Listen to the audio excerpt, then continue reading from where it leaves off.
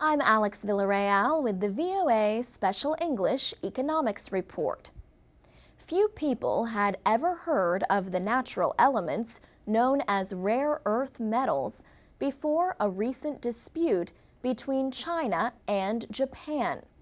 Yet these metals are used in devices like smartphones, flat-screen televisions, hybrid car batteries, MP3 players, and military equipment. In September, Japan detained a Chinese ship captain near disputed islands in the East China Sea. China denied that it stopped exports of rare earth metals to Japan to force his release. But the incident raised concerns. Japan is the world's biggest importer of rare earth metals, and China produces 97% of the world's supply. China says it sold almost $4 billion worth in 2008. But marketing professor George Haley at the University of New Haven in Connecticut says China has always kept prices low. He says, so unlike other minerals, the price of rare earth elements has actually fallen.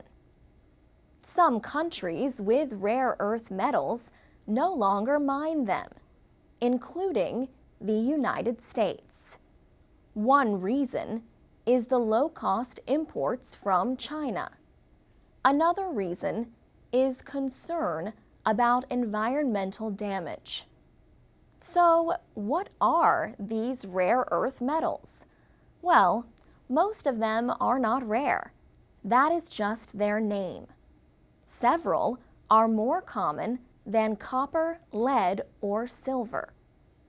People who remember the periodic table of the elements from chemistry class might recognize them. Rare earths include the 15 lanthanide metals, along with yttrium and scandium. Samuel Bader, a physicist at the Argonne National Laboratory near Chicago, says rare earths are often found together. But Mr. Bader explains that the same properties that make them hard to refine also make them valuable. He says rare earth metals provide the world's strongest commercial magnets. This is why they're important. It's that simple. Rare earth magnets are lightweight and unaffected by conditions like high temperatures. So they work well in places like electric motors in hybrid vehicles or generators for wind turbines. Physicists use super powerful magnets to speed particles and control radiation, like X-rays.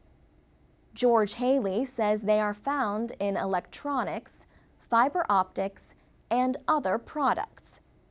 They are important not just for the economic success of the United States, but for defense and job creation at home. Next week, we'll talk more about rare earth metals and an American company that plans to start mining them again. For VOA Special English, I'm Alex Villarreal.